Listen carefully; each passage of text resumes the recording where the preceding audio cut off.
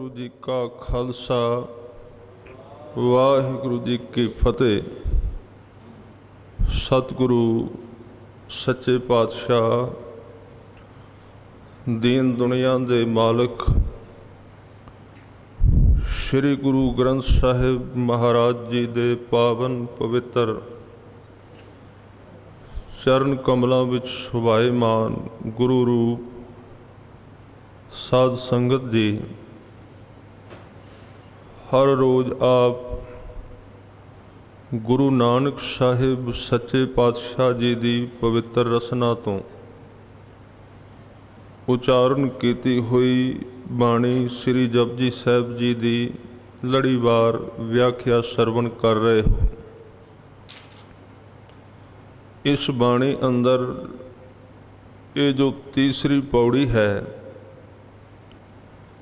पिछले 2 दिनों तो आपां इसनूं विचारन का यत्न किया। जो कुछ इहदा हिस्सा तुष बुद्धि अनुसार बाकी रहिंदा है, अज उसदी विचार करन दा यत्न करांगे। सतगुरु गुरु नानक साहिब जी ने इस पौड़ी विच परमार्थ दे पांधी वास्ते राह विच आउण वालियां अवस्थावां दा वर्णन किया है कि जदों कोई इस रस्ते ते तुरदा है, गुरु दे राह ते जांदा है, तां जीवन विच किहड़ियां-किहड़ियां किहड़े-किहड़े मोड़ इस रस्ते ते आउंदे ने। वो तकरीबन इहदे विच 8 गिणे ने गुरु साहब ने कि जदों कोई तुरेगा ये 8 अवस्थावां उहदे जीवन विच आउणगियां। फिर अगे जिहड़ी 9वीं है उहदे बारे गुरु साहब ने कह दिता, कथना कथी न आवे तोट, कथ कथ कथी कोटि कोट कोट। जिहड़ी अखीर ते दशा है, मंजिल है, उहदा कोई बयान नहीं, उहदा कोई वर्णन नहीं। वो सिर्फ वही जानदा है जिहड़ा उहदे तक चला गया है। तां सब तो पहली जिहड़ी जदों कोई उसनूं पूरा ताण ला के गाउंदा है, इत्थों गल आरंभ कीती। जदों कोई शरीर धारी मनुख गुरु दे दसे मार्ग ते तुर के अकाल पुरख वाहिगुरू नूं अपना आप सौंप के पूरा जीवन उन्नूं सौंप दिंदा है। गावै को जे कोई मनुख इस तरह गावै दा अर्थ है जीवन बतीत करे जिवें गुरु ने दसिया है, परमात्मा दी बंदगी करे, ओदी इबादत करे। जे कोई पूरा ताण ला के, इत्थे गुरु साहब ने शर्त रखी कि अगे जो कुछ किया गया वो तां होवेगा जे पूरा ताण लाया गया। गावै को ताण, ताण दा मतलब शक्ति। जे कोई मनुख अपने शरीर दे एक एक रोम दी सारी शक्ति उस साधना ते ला दे, ये अगे जो कुछ 8 गल्लां कहियां ये तां वापरनगियां, नहीं तो बिल्कुल नहीं वापरनगियां। पहली शर्त ही ये है, गावै को। ये अर्थ ने जे कोई इस तरह गाए, जे कोई इस तरह समा बतीत करे, सफल करे, बंदगी करे, ताण सारे शरीर दा ताण, सिर दी चोटी तो लैके पैर दे अंगूठे तक जिन्नी शक्ति है शरीर दी, उहदे विचों थोड़ी जी भी जिवें कह लईए लीक आउट बाहर नहीं जानी चाहिए। सारा जीवन उहदे उत्ते उहदे विच घोल देना चाहिए, तां वो कोई सफलता दे राह ते तुरेगा। जे उहदे विचों 1% भी जीवन की शक्ति होर पासे चली गई, फायदा जरूर होवेगा, मंजिल नहीं मिलेगी। लाभ हो जाएगा, कोई शक नहीं। वो तो 1% भी कोई करे तो उहदा भी कोई ना कोई लाभ तो है।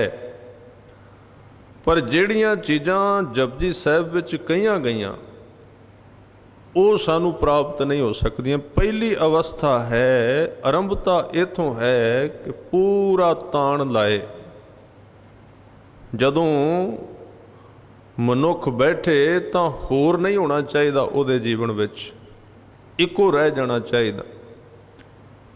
तो जे कोई पूरे ताण नाल गाउंदा है तो उसनू फिर पहली जिहड़ी अवस्था बनती धार्मिक बंदे दी वो है, उन्नू ताण मिल जाता है, परमात्मा दा शक्ति मिल जाती है। सब तो पहला शक्ति आवेगी उहदे राह विच, शक्ति दा अर्थ ताकत आ जाएगी। हुण इत्थे एक मंजिल तय हो गई, क्योंकि ताकत तो बिना तो कोई भी राह तय नहीं हुंदा। जे संसार दा भी कोई काम करना है तो शरीर विच पूरी शक्ति चाहिए। इस तरह वाहिगुरू दे राह ते, गुरु दे मार्ग ते भी तुरना है तो सब तो पहला लोड़ जिहड़ी चीज़ की पैंदी वो ताकत है, शक्ति है। तां ही बाबा फरीद जी ने कहा, फरीदा उम्र सुहावड़ी संग सुमंदड़ी दे। ये जिहड़ी उम्र जवानी की उम्र बड़ी सुहावड़ी उम्र, चंगी उम्र है। फरीदा उम्र सुहावड़ी संग सुवंदड़ी दे। सुवंदड़ी का अर्थ बड़ी सुंदर शक्ति वाली। बैठ सकता है आदमी, शरीर के अंग ताकतवर ने, पढ़ सकता है, अखां विच शक्ति है, सुन सकता है, स्रोत विच शक्ति है, हत्थां नाल सेवा कर सकदा, हत्थां विच ताकत है, तुर के जा सकता है। कहण तो भाव सारा जीवन शक्ति नाल भरिया होया है। तो हुण ये काम आदमी जवानी विच करे।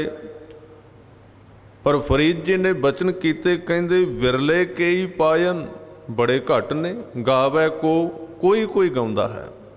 कोटन मैं नानक को नारायण जे चीत। कहन लगे विरले बड़े थोड़े लोग ने, बड़े घट लोग ने जिहड़े इस तरह करनगे, क्योंकि इत्थों दा आला दुआला इस तरह का है, वो धर्म नूं कमाउण नहीं दिंदा। इत्थों दा वातावरण, इत्थों दा समाजिक ढांचा, इत्थों दी हवा जिहड़ी है वो बंदे दे दिमाग विच एक गल भर दिंदी है भी आ जिहड़ा कर्म धर्म जिहा है तो एक रिवाज है, सिर्फ करना पैंदा, पिता पुरखी है, साडे परिवार वाले करते ने। साडे पिता जी साल बाद खंड पाठ कराउंदे सी, हुण कराउणा ही पएगा, जरूरी समझ लिया। तो ये धर्म जिहड़ा है प्रेम वाला धर्म नहीं है, ये पिता पुरखी धर्म है। पहले करते सी, हुण करना पैना है। डर है जे ना कीता तो कुछ ना कुछ घटेगा संसार की गल। उत्थे भी संसार की टिकी, जिहड़ी गल गुरु ग्रंथ साहिब कह रहे वो नहीं है। तो इस तरह जिहड़ी बेनती आप जी के चरणों विच कर रहा सी कि सतगुरु जी ने बचन कीते कि इस तरह जे कोई पहला सब तो उन्होंने मिलेगा ताण, तो बड़े घट लोग इस राह ते सारी शक्ति लाउणगे, नहीं तो विचों विचों छेक रहणगे जीवन दे अंदर, आदमी पूरा नहीं तुरदा। तो जदों ताकत मिली जप के देख लेना, करके देख लेना। सेवा ते सिमरन दोवें चीज़ां जदों कोई करेगा पहला ताकत आएगी, बड़ी जल्दी आ जाती है। तो साडे विच भी बहुते लोग इसे वास्ते सेवा सिमरन करते, ताकत किवें मिले, शक्ति किवें मिले। पर यह तो पहली पौड़ी सी। हुण थोड़ी जी साड़ी आदत है, बंदे दा एक मन है कि वो जरदा कुछ नहीं, थोड़ा जा पाया बस सोच लिया भी मेरे कुछ कोल कुछ आ गया, तो पहली मंजिल सी आ गई। कदी कदी किसी नूं कुछ बोल दिता, वो पूरा हो गया, लोगों ने कहना शुरू कर दिता बड़ा महान पुरख है। उस रस विच जीवन चल पिया, पर अजे तो पहली घटना वापरी। तो सतगुरु ने पहले बचन कहे कि साधक दे जीवन विच पहली जिहड़ी प्राप्ति है, होवै किसै तान उहदे कोल शक्ति आ जाती है। हुण जदों शक्ति आउंदी तां दूजी अवस्था जिहड़ा मनुख गुरु दे मार्ग ते तुरदा है, वो उस शक्ति नूं अपनी कमाई दा सिट्टा नहीं मनदा, वो गावै को दात जाणै निशान। उस शक्ति नूं परमात्मा दी दात समझ लैंदा। सीधा जिहड़ा राह है भी ये जिहड़ी ताकत मिली है ना मैनूं, मेरे अंदर जिहड़ी शक्ति बनी है, ये मेरी अपनी कमाई करके नहीं बनी, ये गुरप्रसाद द्वारा आई है, गुरु की कृपा द्वारा आई है।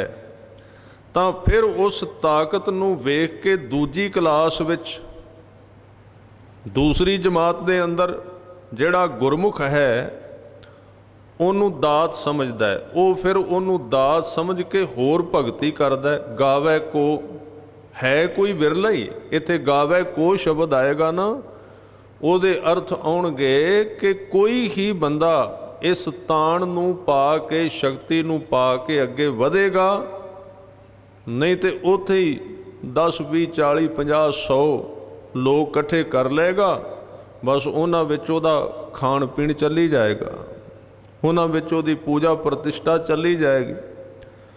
जिहड़ा पहली क्लास नूं पास करके दूजी विच आ गया, तो दूजी विच किहड़ा मैटर, उत्थे फिर उस मिली हुई ताकत नूं किरपा समझदा है भी तेरी रहमत नाल मैनूं मिली।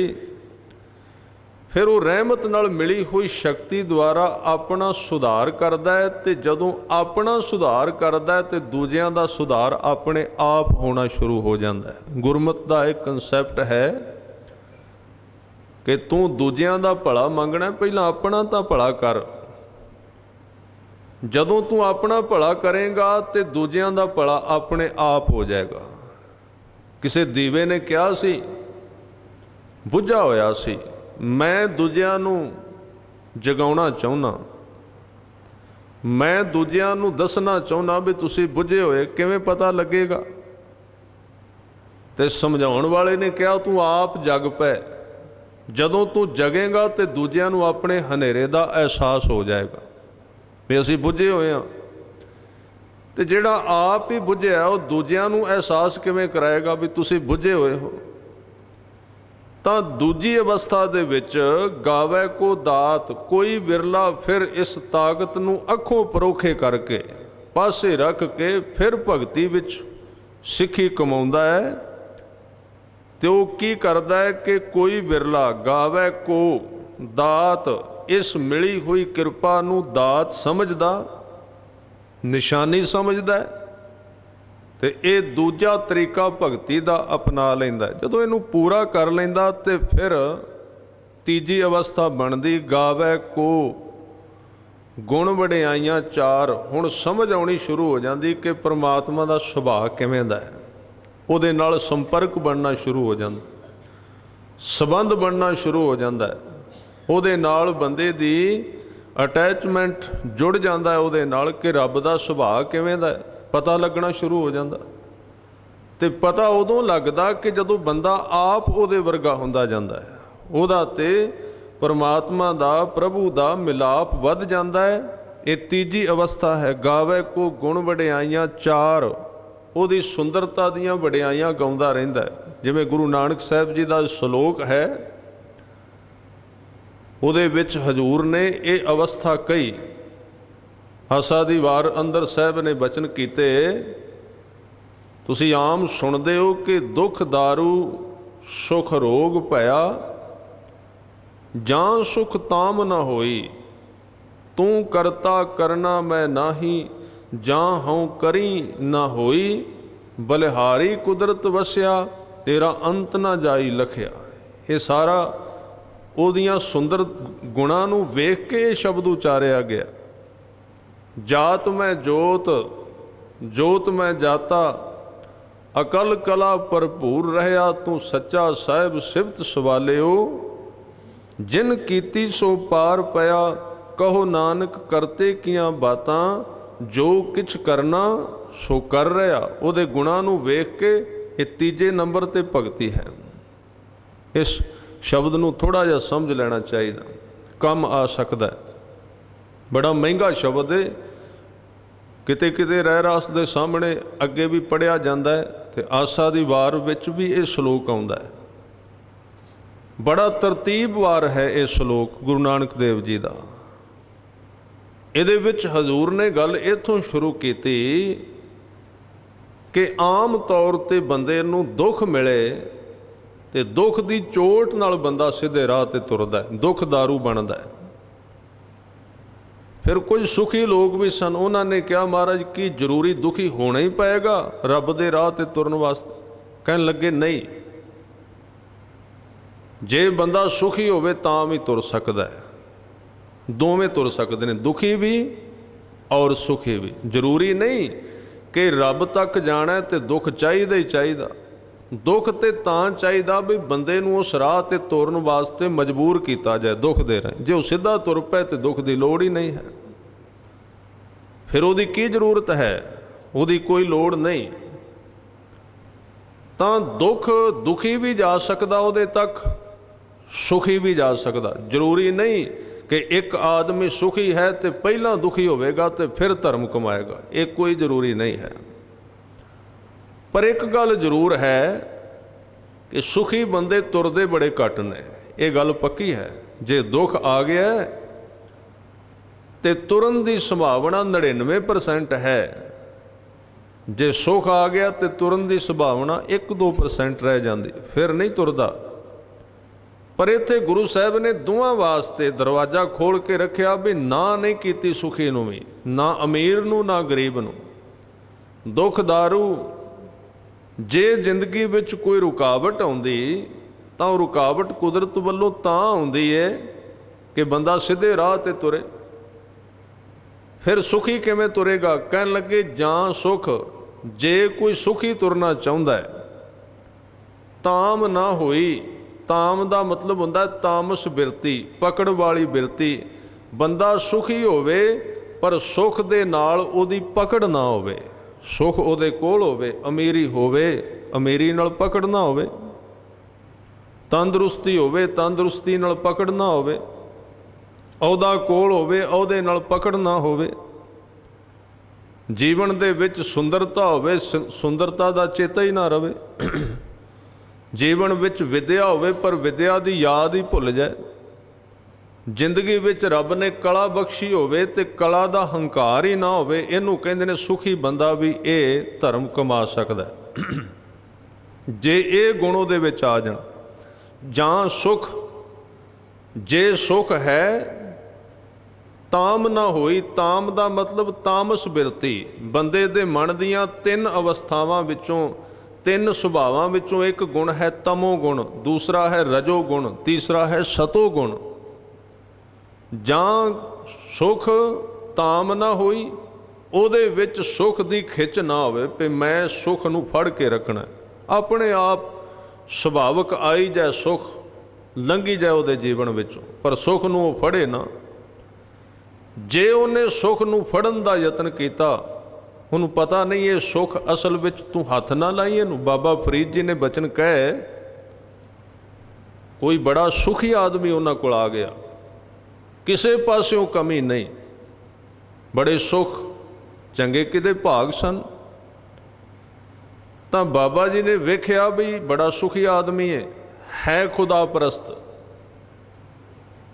तो उन्होंने कोल बिठा लिया, प्यार किया। कहन लगे मैं तेनों एक सलाह देना, सुखी बड़ा तू, सारे सुख ने तेरे कोल, पर सुख नूं किरपा समझी ते हथ विच ना फड़ी, पकड़ी ना इसनूं भी मेरे कोल रह जाए। आया ते वरती जा। क्यों महाराज, की कारण? हथ क्यों ना लावां? कहन लगे ही तां तैनूं पता नहीं, ये जिहड़ा तैनूं सुख दिस रहा है उन्ना चिर ही जिन्ना चिर तू नहीं फड़दा, जिन्ना चिर तू हथ विच ना फड़िया। जे फड़ लिया फिर की होवेगा? कहन लगे सुख दे ते सिर्फ कपड़े ने, जदों तू हथ लाया कपड़ा पासे हो जाना ते विचों दुख निकल आउणा। हथ ना लाई इनू। तां बचन कीता, कहंदे हथ ना लाए कसुंबड़ा, इनू हथ ना लाई, वरत लै। वैसे हथ लाण दा मतलब पकड़ विच ना जाई, आया तां आउण दे, ना करी, ये भी सच है। गुरु साहब ने ये नहीं कहा भी जीवन विच माया आई सुख आई ते दौड़ जाओ भज जाओ, तुसी किते नहीं। बस इको गल सिखाई कि जे तेरे विच समर्थ है ते बच ते विच रह, जे तू इनू फड़ लिया ते कोला है। जे वेखी जाएगा तो अग किन्नी सोहनी, आ ठंड के दिनों विच अग्नि बलदी है, किन्नी सुंदर और किन्नी निगदायक, किन्ना स्वाद देंदी है शरीर नूं। पर जे किते बंदा मूर्खता कर ले भी इस अग नूं मैं अपने हत्थां विच फड़ना है, फिर उहदे भाग माड़े। जीवन विच जिन्नियां चीज़ां लुभाए मान ने, जे ते उन्हां तों बंदे दी दूरी रहे तां उस अग दे निग वांग वो सुखदाई ने, ते जे गलती नाल उन्हां नूं हत्थ विच लै लिया, उहनूं गुरु साहब कहंदे तपत थम गल लाया। एक थम तपदा होवे, थम दा मतलब इत्थे अर्थ करिए, तुसीं वेंदे हो एक हीटर है जिहदे विच निग अग है, ਉਹਦੇ ਕੋਲ ਬਹਿਣ ਦਾ एक ठंड ਵਿੱਚ बड़ा स्वाद बड़ा आनंद है। पर गुरु साहब ਕਹਿੰਦੇ ਜੇ ਉਹਨੂੰ ਜੱਫੇ ਵਿੱਚ ਲੈ ਲਿਆ, ਗਲ ਨਾਲ ਲਾ ਲਿਆ, ਸਰੀਰ ਨੂੰ ਸਾੜ ਕੇ ਤਬਾਹ ਕਰ ਦੇਗਾ। ਤਪਤ ਥੰਮ ਗਲ ਲਾਇਆ। और ਇਹ ਸਿਖਾਇਆ ਹੈ गुरु नानक देव सच्चे पातशाह जी ने कि ਜਿਹੜਾ एक पूर्ण गुरमुख गुरसिख है, ਉਹਨੂੰ ਸੰਸਾਰ ਦੇ ਅੰਦਰ ਰਹਿੰਦਿਆਂ ਇਹ ਜੁਗਤ ਇਹ ਤਰੀਕਾ ਆ ਜਾਏ। ਜਦੋਂ ਸਿੱਧਾਂ ਕੋਲ ਗਏ ਸੁਮੇਰ ਪਰਬਤ 'ਤੇ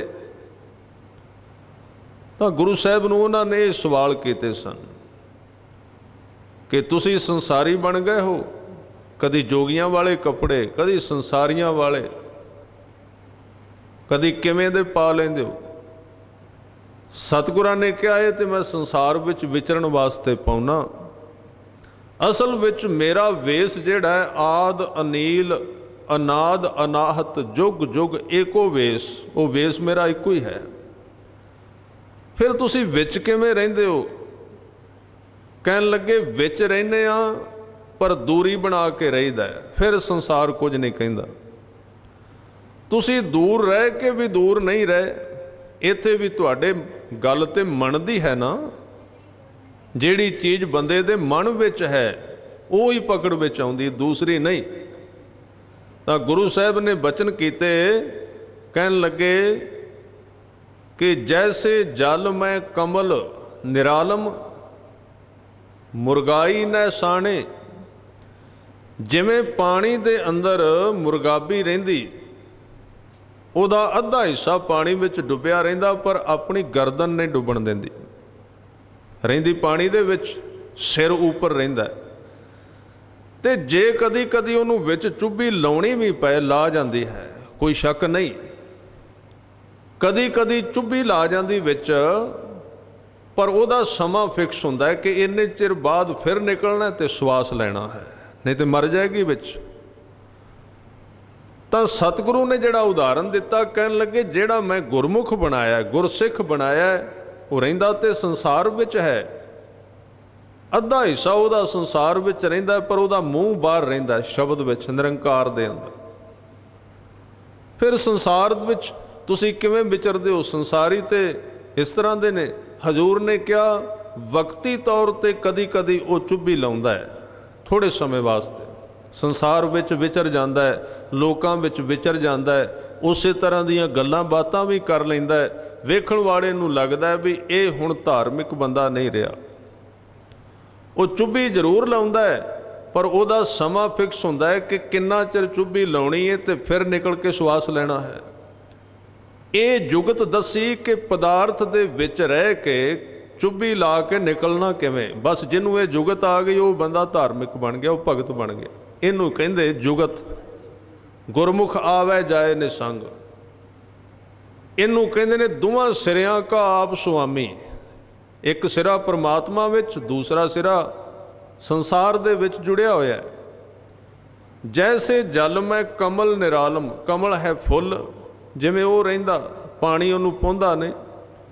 मुरगाई न साणे सुरत शब्द भव सागर तरिया। हुण इत्थे गल ख्याल रखनी, ये कली उदाहरण ना पढ़िया निस्तारा होना ना सुनिया, समझ लवांगे भी इस तरह मुरगाबी रहिंदी है जी, याद हो जाणगियां। कमल पानी तो वखरा रह जाता है। जां बड़ियां उदाहरणां ने गुरु ग्रंथ साहिब जी दे अंदर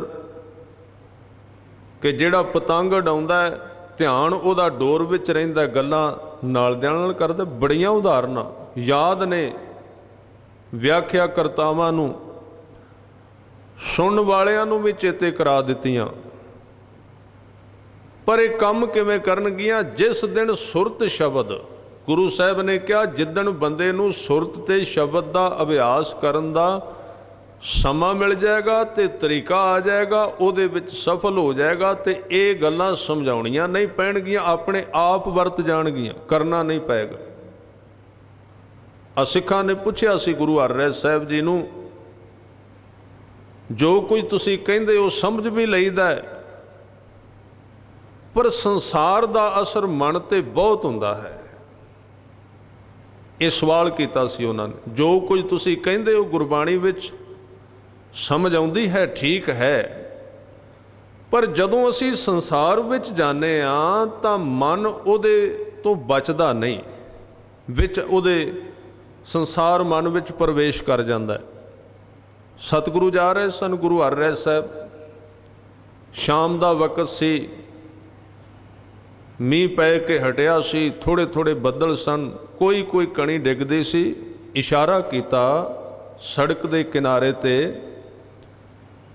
कि उथे कुछ मिट्टी दे घड़े टुटे हुए सन, भांडे पानी भरन वाले किसी ने सिट दिते सन। तां इशारा कीता, कहन लगे देखो ये दोवें हन घड़े, एक कोरा है बिल्कुल ते दूसरा है घ्यो वाला घड़ा, उत्तों कणियां पैंदियां ने। कहन लगे ध्यान नाल देखो, जदों कणी डिगदी है कोरे कड़े दे घड़े दे विच चली जांदी है, पर जिहड़ा थिंदा घड़ा है घ्यो वाला उहदे विच नहीं जांदी, डिगदी उहदे उत्ते भी है पर तिलक जांदी, पासे ते चली जांदी। तां हजूर ने ये समझाया, कहन लगे जिस मन दे अंदर सुरत शब्द दी जुगत टिक जाएगी, मन नाम विच लीन हो जाएगा, उहदे उत्ते संसार, उहदे उत्ते भी उस तरह संसार दीयां कणियां पैणगियां पर अंदर नहीं जाणगियां, तिलक जाणगियां। उहदे उत्ते भी उस तरह संसार दीयां कणियां पैणगियां पर अंदर नहीं जाणगियां, तिलक जाणगियां। पर जे कोरा होवेगा मन शब्द तो खाली, नाम तो खाली, संसार उहदे विच चला जाएगा। सुरत शब्द भव सागर तरिया, नानक नाम वखाणै। ਤਾਂ सतगुरु ने ये बचन किया, कहते तीसरी अवस्था आउंदी गावै को गुण वडियाइयां चार। मैं शब्द साझा कर रहा सी, जां सुख ताम न होई, फिर अगली अवस्था तू करता करना मैं नाही, जाहों करी ना होई, बलिहारी कुदरत वसिया। फिर वो परमात्मा की कुदरत विचों सुंदरता नूं फड़न लग पैंदा है। ये तीजी अवस्था है। एक गल याद रखो, जिन्ना चिर धर्म नूं समझिया ना, कोलू दे बैल वाली कहानी चलती रह गई। ये ठीक है, परमात्मा समझ तो परां है, पर जदों असी आरंभ तो ही गलत चल पे, साडे तौर तरीके ही गलत हो गए, समझना असी है नहीं, तौर तरीके साडे ठीक कोई नहीं, जीवन साडा अपनी ही मत नाल भरिया होया है, तां की अर्थ होणगे उस धर्म दे, उस काम दे की अर्थ निकल सकते। तो सतगुरु ने तीसरी गल कही, जदों कोई इस राह ते तुरदा है तो तीजी अवस्था परमात्मा दीयां वडियाइयां उहदी नज़र विच आउण लग पैंदियां। ਜਦੋਂ ਕੋਈ ਇਹਦੇ ਤੋਂ ਵੀ ਅੱਗੇ ਲੰਘ ਜਾਏ ਉਹਨੂੰ ਕਹਿੰਦੇ ਗਾਵੇ ਕੋ। ਜੇ ਕੋਈ ਗਾਉਂਦਿਆਂ ਗਾਉਂਦਿਆਂ ਬੰਦਗੀ ਕਰਦਿਆਂ ਕਰਦਿਆਂ ਇਹਨਾਂ ਤਿੰਨਾਂ ਚੀਜ਼ਾਂ ਨੂੰ ਪਾਰ ਕਰ ਜਾਂਦਾ ਹੈ ਤੇ ਫਿਰ ਚੌਥੀ ਆਉਂਦੀ, ਉਸ ਨੂੰ ਕਹਿੰਦੇ ਜੇ ਕੋਈ ਇਸ ਤਰ੍ਹਾਂ ਗਾਉਂਦਾ ਚਲਾ ਜਾਏ, ਗਾਉਂਦਾ ਚਲਾ ਜਾਏ, ਜਪਦਾ ਚਲਾ ਜਾਏ ਤੇ ਇੱਕ ਦਿਨ ਉਹਦੇ ਅੰਦਰ ਵਿਦਿਆ ਵਿਖਮ ਵਿਚਾਰ, ਇਹ ਜਿਹੜਾ ਬ੍ਰਹਿਮੰਡ ਚੱਲ ਰਿਹਾ ਕਿਵੇਂ ਚੱਲ ਰਿਹਾ ਇਹਦਾ ਗਿਆਨ ਉਹਦੇ ਵਿੱਚੋਂ ਪ੍ਰਗਟ ਹੋਣ ਲੱਗ ਪੈਂਦਾ ਹੈ ਬੜਾ ਵਿਖਮ, ਔਖਾ ਬਹੁਤ ਹੈ। ਨਾਨਕ ਕਥਨਾ ਕਰੜਾ ਸਾਰ। ਜਦੋਂ ਕਿਸੇ ਤੇ ਗਿਆਨ ਇਹ ਪੈਦਾ ਹੁੰਦਾ ਹੈ ਪਹਿਲਾਂ ਪਹਿਲਾਂ ਤੇ ਉਹਦੀ ਤਰਤੀਬ ਨਹੀਂ ਬਣਦੀ, ਜਿਹਦੇ ਰਾਹੀਂ ਇਹ ਪ੍ਰਗਟ ਹੋਣਾ। ਜਿੰਨੇ ਭਗਤ ਨੇ ਉਹ ਕੀ ਨੇ? ਗੁਰੂ ਗ੍ਰੰਥ ਸਾਹਿਬ ਜੀ ਦੀ ਬਾਣੀ ਵਿੱਚ ਭਗਤ ਆਏ, ਉਹ ਬਾਣੀ ਕਿੱਥੋਂ ਆਈ? ਆ ਚੌਥੀ ਅਵਸਥਾ ਵਿੱਚੋਂ। ਗਾਵੇ ਕੋ ਵਿਦਿਆ ਵਿਖਮ, ਜਿਹੜੀ ਬੜੀ ਔਖੀ ਗੱਲ ਸੀ ਉਹਨੂੰ ਸੰਸਾਰੀ ਭਾਸ਼ਾ ਵਿੱਚ ਕਹਿਣਾ, ਸੰਸਾਰੀ ਉਦਾਹਰਨਾਂ ਦੇ ਵਿੱਚ ਪਾ ਕੇ ਕਹਿਣਾ। ਇਹ ਜਿੰਨੀ ਜਿੰਨੀ ਕਿਸੇ ਦੀ ਯੋਗਤਾ ਵਧੇ ਉਹਨਾਂ ਉਹ ਸਰਲ ਕਹਿ ਲੈਂਦਾ ਹੈ। ਦੋ ਤਰ੍ਹਾਂ ਦੇ ਕਹਿਣ ਵਾਲੇ ਨੇ ਸੰਸਾਰ ਵਿੱਚ। ਇੱਕ ਭਗਤ ਉਹਨਾਂ ਨੇ ਕਿਹਾ ਤੇ ਫਿਰ ਸੈਂਕੜਿਆਂ ਦੀ ਗਿਣਤੀ ਵਿੱਚ ਉਹਨਾਂ ਦੇ ਬਚਨਾਂ ਦੀ ਲੋਕ ਵਿਆਖਿਆ ਕਰਦੇ ਰਹਿੰਦੇ, ਪੜ੍ਹ ਕੇ ਤੇ ਅਰਥ ਬਣਾ ਕੇ। ਤਾਂ ਇਹ ਚੌਥੀ ਅਵਸਥਾ ਫਿਰ ਆਉਂਦੀ ਜਿਹਨੂੰ ਗਿਆਨ ਖੰਡ ਕਹਿੰਦੇ ਨੇ ਕਿ ਗਾਵੇ ਕੋ। ਜੇ ਕੋਈ ਇਸ ਤਰ੍ਹਾਂ ਬੰਦਗੀ ਕਰਦਾ ਜਾਏ ਤੇ ਇੱਕ ਦਿਨ ਸੰਸਾਰ ਦੀਆਂ ਜਿੰਨੀਆਂ ਔਖੀਆਂ ਵਿਖਮ ਵਿਦਿਆਵਾਂ ਨੇ, ਜਾਣਕਾਰੀਆਂ ਨੇ, ਕੱਲੀ ਅੱਖਰਾਂ ਦੀ ਜਾਣਕਾਰੀ ਨਹੀਂ, ਉਹਦੇ ਅੰਦਰ ਸਰੀਰ ਦਾ ਮੈਡੀਕਲ ਵੀ ਆਉਂਦਾ ਹੈ, ਉਹਦੇ ਵਿੱਚ ਸੰਗੀਤ ਕਲਾ ਵੀ ਆਉਂਦੀ ਹੈ, ਰਾਗ ਕਿਵੇਂ ਬਣਦੇ ਨੇ। ਗੁਰੂ ਗ੍ਰੰਥ ਸਾਹਿਬ ਜੀ ਦੇ ਵਿੱਚ ਜਿਹੜੇ ਰਾਗ ਬਣੇ ਨੇ ਕਿੱਥੋਂ ਸਿੱਖੇ? ਭਗਤਾਂ ਨੇ। ਗੁਰੂ ਰਾਮਦਾਸ ਜੀ ਦੀ ਬਾਣੀ ਸਭ ਤੋਂ ਜ਼ਿਆਦਾ ਰਾਗਾਂ ਵਿੱਚ, ਕਿਤੇ ਇਤਿਹਾਸ ਵਿੱਚ ਮਿਲਦਾ ਕਿਸੇ ਉਸਤਾਦ ਕੋਲ ਕਿੰਨੇ ਸਾਲ ਲਾਏ, ਕਿਤੇ ਨਹੀਂ ਨਾ ਮਿਲਦਾ। ਕਿੱਥੋਂ ਆਏ ਰਾਗ, ਕਿਵੇਂ ਸਮਝ ਪੈ ਗਏ? ਤਾਂ ਇਹ ਜਿੰਨੀਆਂ ਤਰ੍ਹਾਂ ਦੀ ਜਾਣਕਾਰੀ ਸੰਸਾਰ ਦਾ ਗਿਆਨ, ਉਹਦੇ ਵਿੱਚ ਸਰੀਰ ਦਾ ਮੈਡੀਕਲ ਹਕੀਮੀ ਆਉਂਦੀ ਹੈ, ਤਾਂ ਉਹਦੇ ਵਿੱਚ ਸੰਗੀਤ ਦੀ ਕਲਾ ਆਉਂਦੀ, ਉਹਦੇ ਵਿੱਚ ਵਿਗਿਆਨਕ ਯੰਤਰਾਂ ਦੀ ਜਾਣਕਾਰੀ ਆਉਂਦੀ ਹੈ। ਇਹ ਸਾਰਾ ਵਿਗਿਆਨ ਕਾਹਦੇ ਨਾਲ ਚੱਲਦਾ? ਇਹ ਸਾਰੀਆਂ ਚੀਜ਼ਾਂ ਉਸ ਪੁਰਸ਼ ਦੇ ਅਰਦਲ ਵਿੱਚ ਆ ਜਾਂਦੀਆਂ, ਉਹਦੀ ਹਜ਼ੂਰੀ ਵਿੱਚ ਆ ਜਾਂਦੀਆਂ, ਜਿਹੜਾ ਪਰਮਾਤਮਾ ਦੀ ਬੰਦਗੀ ਕਰਦਿਆਂ ਕਰਦਿਆਂ ਚੌਥੀ ਅਵਸਥਾ ਵਿੱਚ ਚਲਾ ਜਾਂਦਾ ਹੈ। ਤਾਂ ਹੀ ਸਤਿਗੁਰਾਂ ਨੇ ਸਮਝਾਇਆ ਐਸੇ ਲੋਕਾਂ ਨੂੰ, ਕਹਿਣ ਲੱਗੇ ਇਕੱਲਾ ਪੜ੍ਹਨਾ ਕੋਈ ਜੀਵਨ ਨਹੀਂ ਹੈ। ਪੜ੍ਹ ਪੁਸਤਕ ਸੰਧਿਆ ਬਾਦੰ, ਸਿਲ ਪੂਜਸ ਬਗਲ ਸਮਾਦੰ, ਮੁਖ ਝੂਠ ਵਿਭੂਖਣ ਸਾਰੰਗ, ਤ੍ਰੈਪਾਲ ਤਿਹਾਲ ਵਿਚਾਰੰ, ਗਲ ਮਾਲਾ ਤਿਲਕ ਲਿਲਾਟੰਗ, ਦੋ ਧੋਤੀ ਬਸਤਰ ਕਪਾਟੰ, ਜੇ ਜਾਣਸ ਬਰਮੰ ਕਰਮੰ, ਸਭ ਫੋਕਟ ਨੇਚੋ ਕਰਮੰ, ਕਉ ਨਾਨਕ ਨੇਚੋ ਧਿਆਵੈ, ਬਿਨ ਸਤਿਗੁਰ ਬਾਟ ਨਾ ਪਾਵੈ। ਇਸ ਅਵਸਥਾ ਤੋਂ ਬਿਨਾਂ ਗੁਰੂ ਸਾਹਿਬ ਕਹਿੰਦੇ ਸਾਰੇ ਗਿਆਨ ਫੋਕੇ ਹਨ। ਗਾਵੇ ਕੋ ਵਿਦਿਆ ਵਿਖਮ ਵਿਚਾਰ। ਫਿਰ ਜਦੋਂ ਕੋਈ ਇਸ ਦਸ਼ਾ ਵਿੱਚੋਂ ਵੀ ਪਾਰ ਨਿਕਲ ਜਾਂਦਾ ਹੈ ਤਾਂ ਅਗਲੀ ਗੱਲ ਆਉਂਦੀ, ਹਜ਼ੂਰ ਕਹਿੰਦੇ ਗਾਵੇ ਕੋ ਸਾਜ ਕਰੇ ਤਨ ਖੇ। ਫਿਰ ਉਸ ਬੰਦਗੀ ਕਰਨ ਵਾਲੇ ਦੀ ਇਹ ਦਸ਼ਾ ਬਣ ਜਾਂਦੀ ਕਿ ਉਹ ਵੇਖ ਲੈਂਦਾ ਹੈ ਕਿ ਪਰਮਾਤਮਾ ਸੰਸਾਰ ਦੀ ਸਿਰਜਣਾ ਕਿਵੇਂ ਕਰਦਾ ਹੈ, ਸੰਸਾਰ ਨੂੰ ਖਤਮ ਕਿਵੇਂ ਕਰਦਾ ਹੈ, ਤਰੀਕਾ ਕਿਹੜਾ ਹੈ, ਢੰਗ ਕਿਹੜਾ ਹੈ, ਸਾਰੇ ਕੁਝ ਨੂੰ ਦੇਖਦਾ, ਸਾਰੇ ਕੁਝ ਨੂੰ ਚੰਗੀ ਤਰ੍ਹਾਂ ਸਮਝ ਲੈਂਦਾ, ਕਿਵੇਂ ਸਾਜਦਾ ਹੈ, ਕਿਵੇਂ ਮਾਰਦਾ ਹੈ, ਕਿਵੇਂ ਪਾਲਣਾ ਕਰਦਾ। ਇਹ ਜਿਹੜੀ ਅਵਸਥਾ ਚੌਥੀ ਤੋਂ ਅੱਗੇ ਉਹਦੀ ਗਾਉਂਦਿਆਂ ਗਾਉਂਦਿਆਂ ਬਣ ਜਾਂਦੀ, ਸਾਜਦਾ ਕਿਵੇਂ ਹੈ, ਬਣਾਉਂਦਾ ਕਿਵੇਂ ਹੈ, ਖੇ ਕਿਵੇਂ ਕਰਦਾ ਹੈ, ਮਿੱਟੀ ਕਿਵੇਂ ਕਰਦਾ ਹੈ, ਮੌਤ ਕਿਉਂ ਲਿਆਉਂਦਾ ਹੈ, ਇਹਦਾ ਕਾਰਨ ਕੀ ਹੈ। ਹੈ ਤਾਂ ਮੌਤ ਬੜੀ ਦੁਖਦਾਈ, ਇਹ ਸੱਚ ਹੈ, ਵਿਛੋੜਾ ਬੜਾ ਦੁਖਦਾਈ ਹੈ।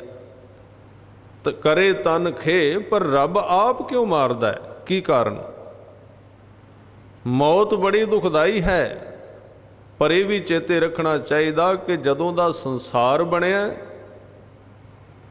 ਜੇ ਰੱਬ ਮੌਤ ਨਾ ਬਣਾਉਂਦਾ, ਜਿੰਨੇ ਅਰਬ ਲੋਕ ਇਸ ਧਰਤੀ ਤੇ ਪੈਦਾ ਹੋਏ ਨੇ, ਉਹ ਸਾਰੇ ਦੇ ਸਾਰੇ ਸਰੀਰ ਜੇ ਇੱਥੇ ਹੀ ਰਹਿੰਦੇ ਤਾਂ ਧਰਤੀ ਦਾ ਕਾਰੋਬਾਰ ਕੰਮ ਕਿਵੇਂ ਚੱਲਦਾ। ਤਾਂ ਉਹ ਬੜਾ ਸਿਆਣਾ ਹੈ, ਉਹਨੇ ਆਪ ਹੀ ਹਟਾਉਣ ਵਾਸਤੇ ਇਹ ਸਿਸਟਮ ਬਣਾਇਆ ਕਿ ਜਿਹੜੇ ਸਰੀਰ ਬਣਾਉਣੇ ਨੇ ਅਗਲਿਆਂ ਨੂੰ ਹਟਾਉਣਾ ਕਿਵੇਂ ਹੈ। ਜੇ ਸਾਰੇ ਇੱਥੇ ਹੀ ਟਿਕੇ ਰਹੇ ਤੇ ਪੁਰਾਣੇ ਹੋ ਗਏ ਤਾਂ ਤੁਰਨ ਜੋਗੇ ਨਾ ਰਹੇ ਤਾਂ ਇੱਥੇ ਤਾਂ ਕੁਰਲਾਹਟ ਪੈ ਜਾਏਗੀ। ਇੱਥੇ ਤੇ ਸੜਕਾਂ ਤੇ ਲੋਕ ਡਿੱਗੇ ਰਹਿਣਗੇ, ਕਿਉਂਕਿ ਮੌਤ ਤਾਂ ਹੈ ਨਹੀਂ, ਬਸ ਪੈਦਾ ਹੀ ਕਰਨਾ ਹੈ, ਮੌਤ ਨਹੀਂ ਬਣਾਈ।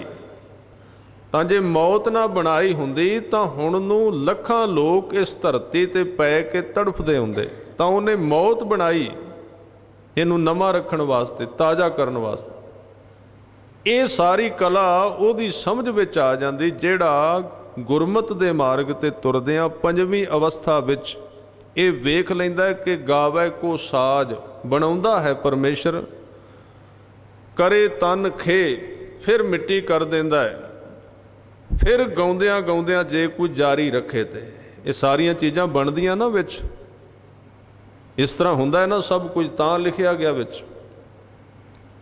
ਗੁਰੂ ਗ੍ਰੰਥ ਸਾਹਿਬ ਦੇ ਵਿੱਚ ਪ੍ਰੇਮ ਭਗਤੀ ਵੀ ਹੈ, ਪਰ ਇਹਦੇ ਅੰਦਰ ਮੈਟਰ ਵੀ ਬੜਾ ਹੈ। ਬਿਲਕੁਲ ਕਲਾਸ ਬਾਈ ਕਲਾਸ ਚੀਜ਼ਾਂ ਲਿਖੀਆਂ ਹੋਈਆਂ ਨੇ। ਹੈ ਸਿੱਖ ਜਗਤ ਸ਼ਬਦ ਗੁਰੂ ਦਾ ਪੁਜਾਰੀ ਹੈ, ਪਰ ਇੱਕ ਬੜੀ ਤਰਾਸਦੀ ਹੈ ਵੀ ਸ਼ਬਦ ਨੂੰ ਸਮਝਣ ਦਾ ਬਿਲਕੁਲ ਯਤਨ ਨਹੀਂ ਕਰਦਾ, ਸਮਝਦਾ ਨਹੀਂ ਹੈ। ਸੱਚਾਈ ਹੈ, ਬੜੇ ਘੱਟ ਲੋਕ ਨੇ ਸਿੱਖ ਜਗਤ ਵਿੱਚ।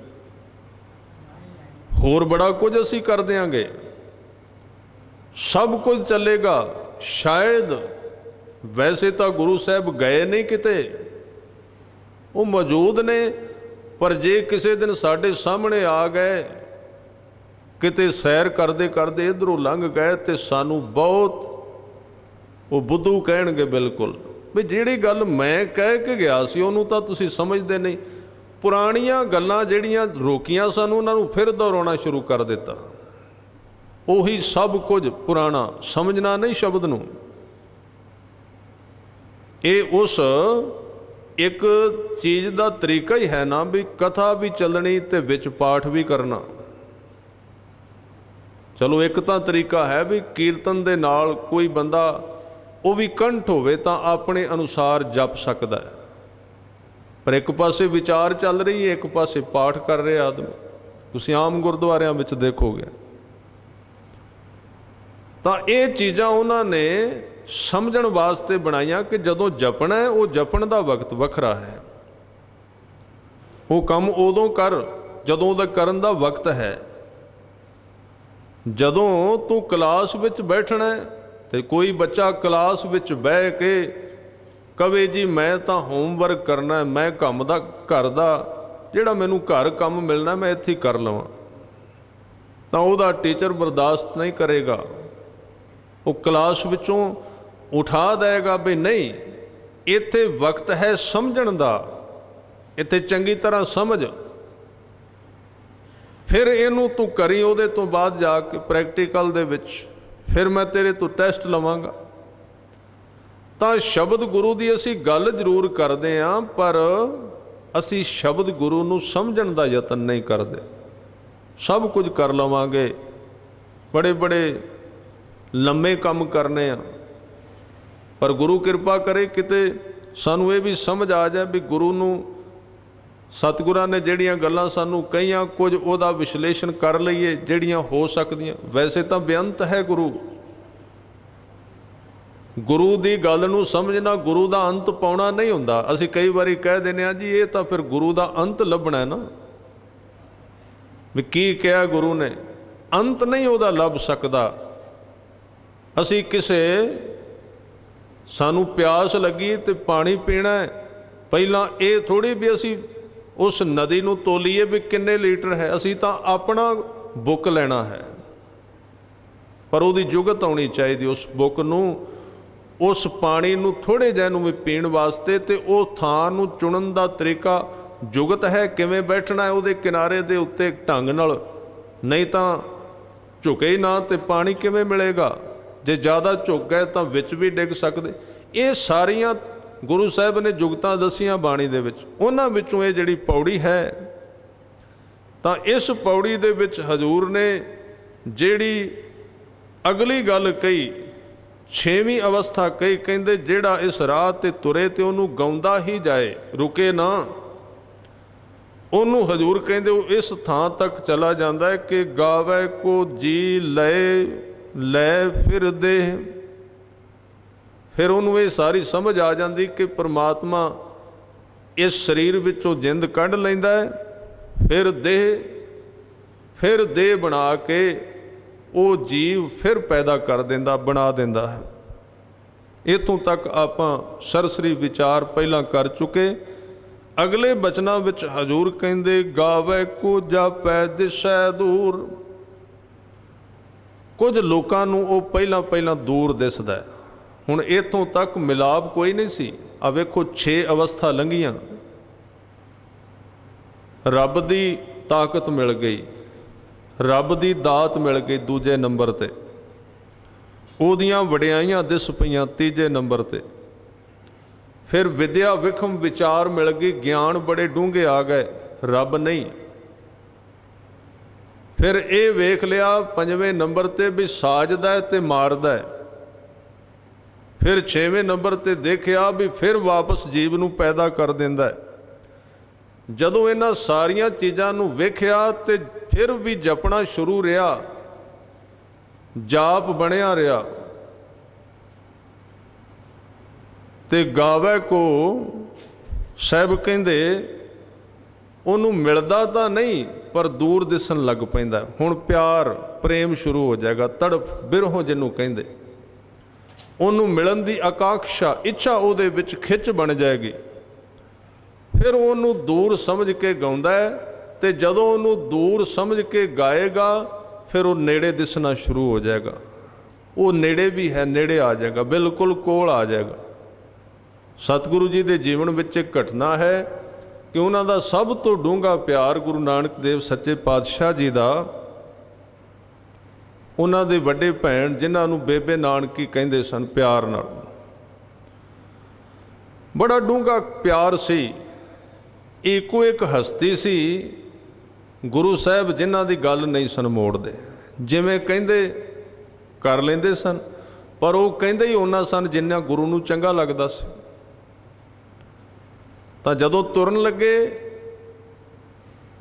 ਤਾਂ ਬਿਲਕੁਲ ਨੇੜੇ ਰਹੇ ਕਈ ਸਾਲ, ਤੇ ਗੁਰੂ ਸਾਹਿਬ ਨੇ ਕਿਹਾ ਕਿ ਮੈਂ ਹੁਣ ਦੂਰ ਚੱਲਾਂ, ਮੈਂ ਬੜੀ ਦੂਰ ਜਾ ਕੇ ਸੰਸਾਰ ਦਾ ਭਰਮਣ ਕਰਨਾ ਹੈ, ਸੰਸਾਰ ਦੇ ਅੰਦਰ ਜਾਣਾ ਹੈ, ਤਾਂ ਮੈਂ ਦੂਰ ਜਾ ਰਿਹਾ। ਬੇਬੇ ਨਾਨਕੀ ਅੱਗੇ ਖੜੇ ਹੋ ਗਏ ਦਰਵਾਜ਼ੇ ਦੇ, ਕਹਿਣ ਲੱਗੇ ਤੁਸੀਂ ਮੇਰੇ ਭਰਾ ਵੀ ਹੋ, ਵੀਰ ਵੀ ਹੋ, ਪਰ ਮੇਰੇ ਪਰਮਾਤਮਾ ਵੀ ਹੋ। ਮੇਰੇ ਤੋਂ ਦੂਰ ਚਲੇ ਗਏ ਤੇ ਮੇਰੇ ਤੋਂ ਰਿਹਾ ਨਹੀਂ ਜਾਣਾ, ਤੁਹਾਡੇ ਤੋਂ ਬਿਨਾਂ ਮੇਰਾ ਜੀਵਨ ਨਹੀਂ ਚੱਲਣਾ। ਉੱਥੇ ਸਤਿਗੁਰੂ ਨੇ ਇੱਕ ਬਚਨ ਕੀਤਾ, ਕਹਿਣ ਲੱਗੇ ਨਾਨਕੀ ਮੈਂ ਤੇਰੇ ਤੋਂ ਦੂਰ ਵੀ ਜਾਵਾਂਗਾ ਪਰ ਤੇਰੇ ਨੇੜੇ ਵੀ ਰਵਾਂਗਾ। ਦੂਰ ਜਾਵਾਂਗਾ ਕਿਵੇਂ? ਕਹਿਣ ਲੱਗੇ ਰਵਾਂਗਾ ਦੂਰ, ਜਿੱਦਣ ਚੇਤਾ ਬੜਾ ਡੂੰਘਾ ਹੋ ਗਿਆ ਉਦਣ ਨੇੜੇ ਆ ਜਾਵਾਂਗਾ। ਵੈਸੇ ਭਾਵੇਂ ਕਿੰਨੀ ਦੂਰ ਜਾਵਾਂ, ਜਿੱਦਣ ਯਾਦ ਕੀਤਾ ਨੇੜੇ ਆ ਜਾਵਾਂਗਾ। ਹੁਣ ਚਲੇ ਗਏ ਉਦਾਸੀਆਂ ਤੇ ਬੜੀ ਦੂਰ। ਬੇਬੇ ਨਾਨਕੀ ਜੀ ਨੂੰ ਕਈ ਵਾਰੀ ਯਾਦ ਆਈ, ਯਾਦ ਕੀਤਾ ਵੀ ਬਣਾ ਕੇ, ਬਣਿਆ ਬਣਾਇਆ ਯਾਦ ਕੀਤਾ ਨਾ ਵੀ ਗੁਰੂ ਨਾਨਕ ਸਾਹਿਬ ਨੇ ਕਿਹਾ ਸੀ ਯਾਦ ਕਰੀ ਆ ਜਾਵਾਂਗਾ, ਪਰ ਆਉਂਦੇ ਨਹੀਂ। ਮਨ ਵਿੱਚ ਸੋਚਿਆ ਵੀ ਯਾਦ ਤਾਂ ਕਰਨੀ ਆ ਪਰ ਆਉਂਦੇ ਨਹੀਂ। ਤਾਂ ਬਚਨ ਦੇ ਕੇ ਗਏ ਸੀ, ਬਚਨ ਵੀ ਝੂਠਾ ਨਹੀਂ ਹੋ ਸਕਦਾ, ਪਰ ਗੱਲ ਬਣੀ ਕਿ ਉਹਨਾਂ ਕਿਹਾ ਸੀ ਯਾਦ ਕਰੀ ਤੇ ਤੇਰੇ ਕੋਲ ਆਵਾਂਗਾ, ਪਰ ਆਉਂਦੇ ਨਹੀਂ। ਕੀ ਕਾਰਨ ਹੈ? ਹੈ ਤਾਂ ਸਾਧਕ ਸਨ ਬਹੁਤ ਵੱਡੇ, ਕੀਤਾ ਕਈ ਵਾਰੀ ਯਾਦ, ਪਰ ਰੱਬ ਤੇ ਗੁਰੂ ਜਿਹੜਾ ਹੈ ਇਹ ਕੋਈ ਇਸ ਤਰ੍ਹਾਂ ਦੀਆਂ ਮਰਿਆਦਾ ਨਾਲ ਯਾਦ ਕਰੀਏ ਤੇ ਇਸ ਤਰ੍ਹਾਂ ਨਹੀਂ ਵਸ ਵਿੱਚ ਆਉਂਦਾ। ਨਾ ਤੂੰ ਆਵੇ ਵਸ ਬਹੁਤ ਕਿਨਾਵਣ। ਜੇ ਮੈਂ ਕਹਾਂ ਵੀ ਮੈਂ ਹੁਣ ਚੇਤੇ ਕਰਾਂਗਾ ਉਹਨੂੰ ਆਉਣੇ ਪੈਣਾ, ਨਹੀਂ। ਉਹ ਇੱਕ ਅਵਸਥਾ ਬਣਦੀ ਆਪਣੇ ਆਪ, ਉਹ ਅਸਲੀ ਹੈ, ਜਿਹਨੂੰ ਬਣਾਇਆ ਨਹੀਂ ਜਾਂਦਾ, ਜੋ ਪੈਦਾ ਹੋ ਜਾਂਦੀ ਹੈ, ਆਪਣੇ ਆਪ ਹੁੰਦੀ ਹੈ। ਤਾਂ ਕਈ ਵਾਰੀ ਯਾਦ ਕੀਤਾ ਪਰ ਗੁਰੂ ਸਾਹਿਬ ਨਹੀਂ ਆਏ। ਇੱਕ ਦਿਨ ਸੁਭਾਵਿਕ ਤੌਰ ਤੇ ਆਟਾ ਗੁੰਨਿਆ, ਚੁੱਲ੍ਹ ਵਿੱਚ ਅੱਗ ਬਾਲੀ, ਤਵਾ ਰੱਖਿਆ, ਪ੍ਰਸ਼ਾਦੇ ਪਕਾਉਣੇ ਸ਼ੁਰੂ ਕਰ ਦਿੱਤੇ। ਇੱਕ ਦੋ ਪ੍ਰਸ਼ਾਦੇ ਪਹਿਲੇ ਪੱਕ ਗਏ ਪਰ ਉਹ ਚੰਗੇ ਨਹੀਂ ਸਨ, ਇੰਨੇ ਫੁੱਲੇ ਨਹੀਂ ਸਨ, ਜੁੜੇ ਜਾਏ ਸਨ। ਜਦੋਂ 3-4 ਪਕਾਏ ਤੇ ਕਿਤੇ ਤਵੇ ਦਾ ਬੈਲੈਂਸ ਠੀਕ ਹੋ ਗਿਆ, ਤਪਸ਼ ਦਾ, ਵੀ ਜਿੰਨੇ ਡਿਗਰੀ ਚਾਹੀਦਾ ਉਹਦੇ ਤੇ ਸਹੀ ਰੋਟੀ ਪੱਕਦੀ। ਇੱਕ ਬੈਲੈਂਸ ਹੈ। ਪ੍ਰਸ਼ਾਦੇ ਤਾਂ ਬੜੇ ਲੋਕ ਪਕਾਉਂਦੇ ਪਰ ਉਸ ਬੈਲੈਂਸ ਦਾ ਕਿਸੇ ਨੂੰ ਪਤਾ ਨਹੀਂ ਲੱਗਦਾ ਕਿੱਥੇ ਰੋਟੀ ਪੱਕਦੀ। ਉਹ ਤਵਾ ਕਿੰਨੀ ਡਿਗਰੀ ਤੇ ਆਵੇ ਤੇ ਤਾਂ ਠੀਕ ਪੱਕਦੀ ਏ। ਜੇ ਵੱਧ ਗਿਆ ਤਾਂ ਵੀ ਨਹੀਂ ਪੱਕੇਗੀ, ਜੇ ਘਟਿਆ ਤਾਂ ਵੀ ਨਹੀਂ। ਉਹ ਸਿੱਖ ਲੈਣਾ ਚਾਹੀਦਾ ਜ਼ਰੂਰੀ ਸੇਵਾ ਵਿੱਚ, ਕਿਉਂਕਿ ਆਪਾਂ ਸੇਵਾ ਤੇ ਕਰਨੀ ਹੈ ਨਾ। ਸੇਵਾ ਵੀ ਕਰਨੀ, ਗੁਰੂ ਘਰ ਦਾ ਜਿਹੜਾ ਅਨਾਜ ਹੈ ਉਹ ਵੀ ਲੱਗਣਾ ਹੈ, ਤੇ ਫਿਰ ਉਹਨੂੰ ਚੰਗੀ ਤਰ੍ਹਾਂ ਕਿਉਂ ਨਾ ਕਰੀਏ। ਜਦੋਂ ਕੋਈ ਖਾਏ ਤੇ ਵਾਕਈ ਕਹਿ ਦੇ ਵੀ ਹੈ ਕੁਝ ਇਹਦੇ ਵਿੱਚ, ਤਾਂ ਉਹ ਸਫਲ ਹੋ ਜਾਏਗੀ ਗੱਲ। ਤਾਂ ਕੁਦਰਤੀ ਤੌਰ ਤੇ ਅੱਜ ਕੋਈ ਮਨਸੂਬਾ ਨਹੀਂ ਬਣਾਇਆ ਵੀ ਗੁਰੂ ਨਾਨਕ ਨੂੰ ਯਾਦ ਕਰਨਾ ਬੇਬੇ ਨਾਨਕੀ ਜੀ ਨੇ। ਸੁਭਾਵਿਕ ਹੀ ਪ੍ਰਸ਼ਾਦੇ ਪਕਾਉਂਦਿਆਂ ਇੱਕ ਪ੍ਰਸ਼ਾਦਾ ਇੰਨਾ ਸੋਹਣਾ ਪੱਕ ਗਿਆ ਕਿ ਬਿਲਕੁਲ ਫੁੱਲ ਗਿਆ।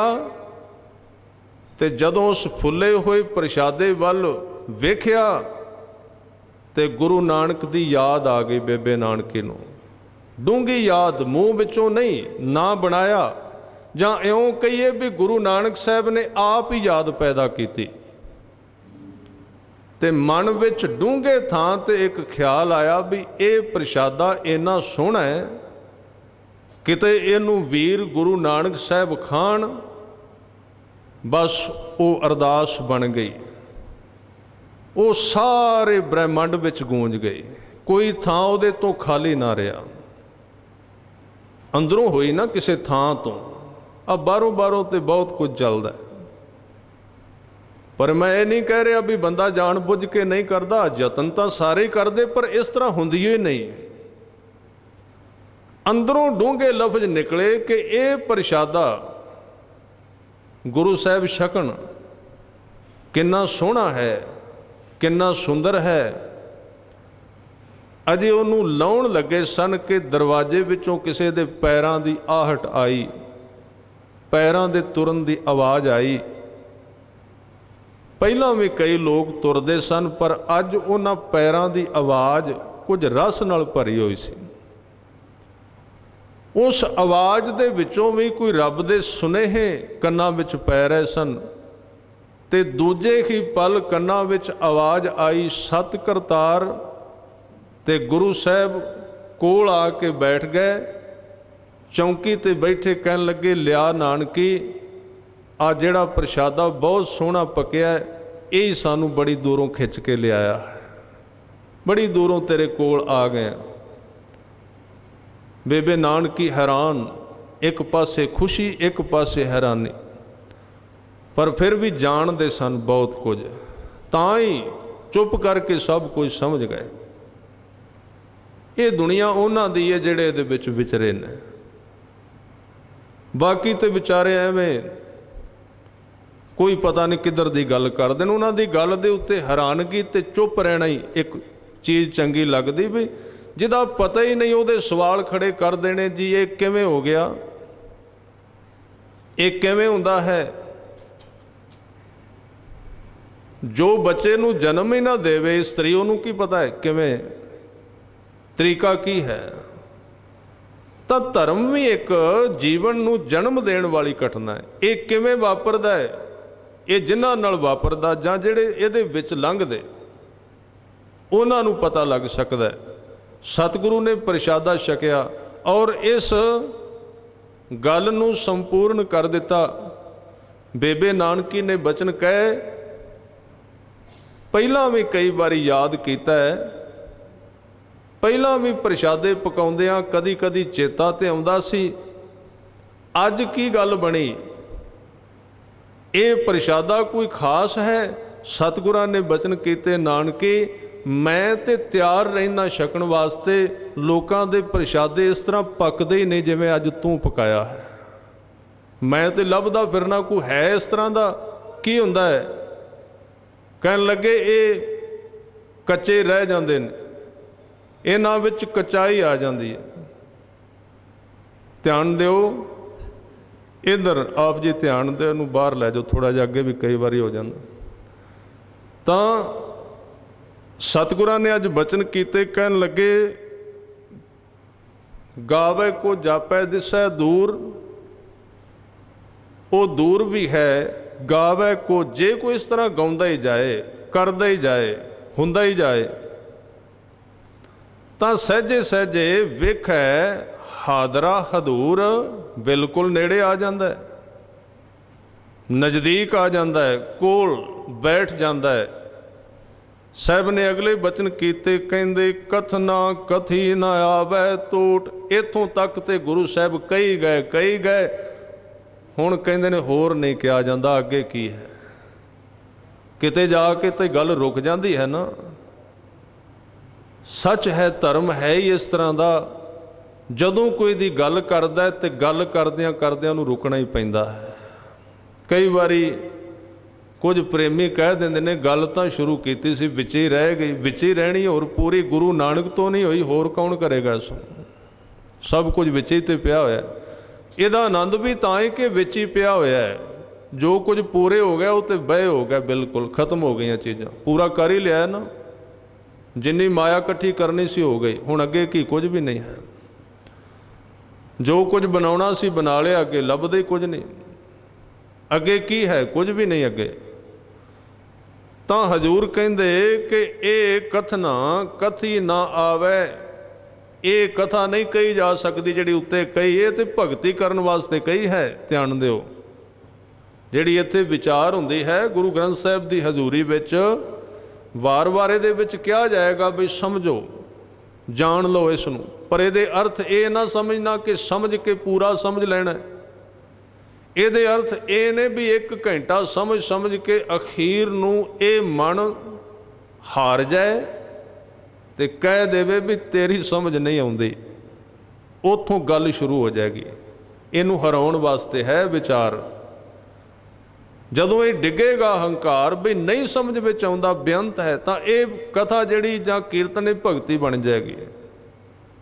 तो सतगुरु ने बचन कीते ना आवे टोट, इहदी कोई टोट दा अर्थ त्रोट नहीं आउंदी, जिन्नी मर्जी करी चलो। टोट दा अर्थ जिवें आ पीण वाले शाम नूं पींदे, सवेरे फिर इन्हां नूं टोट आ जांदी विच। ਉਹਨੂੰ ਪੰਜਾਬੀ ਵਿੱਚ ਕਹਿੰਦੇ ਸਵੇਰੇ ਵੀ ਮੇਰੀ ਤੋਟ ਭੰਨ ਪਰਤ ਕੇ ਪਿਆ, ਮੈਨੂੰ ਸਰੀਰ ਦੁਖਦਾ ਬੜਾ, ਸਿਰ ਦਰਦ ਹੋ ਰਿਹਾ। ਗੁਰੂ ਸਾਹਿਬ ਕਹਿੰਦੇ ਇੱਕ ਵਾਰੀ ਪੀਲਾ, ਮੁੜ ਕੇ ਨਹੀਂ ਪੀਣਾ ਪਏਗਾ। ਚੰਗੀ ਤਰ੍ਹਾਂ ਪੀ, ਰੱਜ ਕੇ ਧਿਆਨ ਨਾਲ। ਤਾਂ ਨਾ ਆਵੇ ਤੋਟ ਕਥ ਕਥ ਕਥੀ ਕੋਟੀ ਕੋਟ ਕੋਟ। ਕਰੋੜਾਂ ਲੋਕਾਂ ਨੇ ਇਹਨੂੰ ਕਹਿਣ ਦਾ ਯਤਨ ਕੀਤਾ ਹੈ। ਕਥ ਕਥ ਕੇ ਵੇਖਿਆ, कोट कोट कोट 3 बारी कह दिता। करोड़ां लोकां ने कथ कथ कथी, कथ कथ के वेख्या, समझ समझ के वेख्या। फिर की समझ आउंदी, कहंदे देंदा दे लैंदे थक पाहे। ये पौड़ी सारी अध्यात्मक दात नाल संबंधित है। इत्थे देंदा दे लैंदे थक पाए दे अर्थ संसारिक पदार्थ कोई नहीं हैं, क्योंकि उत्ते विषय नहीं है दा, किते इशारा ही नहीं किया गया। तो इत्थे देंदा जांदा है, तो उहदे जिहड़े भगत ने उहदे भंडार नूं वरतदे रहिंदे। थक पाए दा अर्थ उहदे विच लीन हो जांदे। थकण दा इत्थे अर्थ थकना नहीं, थकण दा मतलब नानक लीन भयो गोबिंद सिਉ, ज्यों पानी संग पानी, उहदे विच लीन हो जांदे। चलो जे किसी का संसारी माइंड है, वो दूजी भी ला लवे तां भी कोई नहीं, चल जाता है। बई उन्हें पहला 10 लाख दिता सी, हुण करोड़, हुण 10 करोड़, हुण 1 अरब। वो अजे भी कहता होर देंगा, पर मैं बुढ़ा हो गया। गल तां भी कम आउंदी है, वो दे जांदा। माया देन नूं होर तैयार, पर मेरे गोडे नहीं हुण तुरदे, ਅੱਖਾਂ नहीं, नज़र घट गई, उठिया नहीं जाता, बैठा नहीं जाता चौंकड़ा ला के, मैं थक गया पर वो नहीं थका, इन्ना वड्डा, ये भी अर्थ कम आ सकते। क्योंकि मैं बेनती की सी खिन मैं अवर खिन मैं अवरा, ये इन्नी बेअंत गाथा है कि यदि तुसी एक पौड़ी की 3 दिन कथा करो, हर एक दिन बदलेगी। ये समझ नहीं आएगी ग्रैमर वालियां दी, वो तो चक्कर विच पैणगे जरूर। बई चलो साल की गल तो चलती है, तो दूजे तीजे दिन की गल, पर ਉਹਦਾ एक दायरा होना चाहिए। ये नहीं भी उन्होंने ऊल जलूल जिधर दा मर्जी कथा करी जाओ तो कह दईए जी कथा बदलती जाती हर रोज़, वो नहीं अर्थ बनते। एक धुरा है गुरु ग्रंथ साहिब जी की बाणी का सिद्धांत, उस हद दे विच रह के अर्थ बदलते हैं, बाहर जाके नहीं, नवे हो जाते होर। तो साहिब बचन कहते जुगा जुगंतर खाई खाए, जुगा तक फिर उन्होंने उस दात नूं भोगते रहते। हुक्मी हुक्म चलाए राहो, नानक विगसै वे परवाहो। इस तरह वाहिगुरू अकाल पुरख जिहड़ा हुक्मी है, अपने हुक्म द्वारा इस सृष्टि नूं चला रहा है। नानक विगसै वे परवाह, उहदे विच एक बड़ा वड्डा गुण है कि वो इन्ने लोगों की संभाल भी करता है, चिंतित भी नहीं होंदा। नहीं तो बंदे नूं 1 2 4 मैंबर हो जाण तो वो किन्नी चिंता विच फस जाता है, किवें चलेगा, अक जाता है। पर अकाल पुरख वाहिगुरू इन्ने लोगों की पालना करता है, पर वो चिंतित नहीं होंदा, सारियां दी संभाल करके नानक विगसै दा अर्थ खुश हुंदा है ते बेपरवाह है, बिना परवाह तो रहिंदा है। ऐसी उहदी जीवन की दशा है।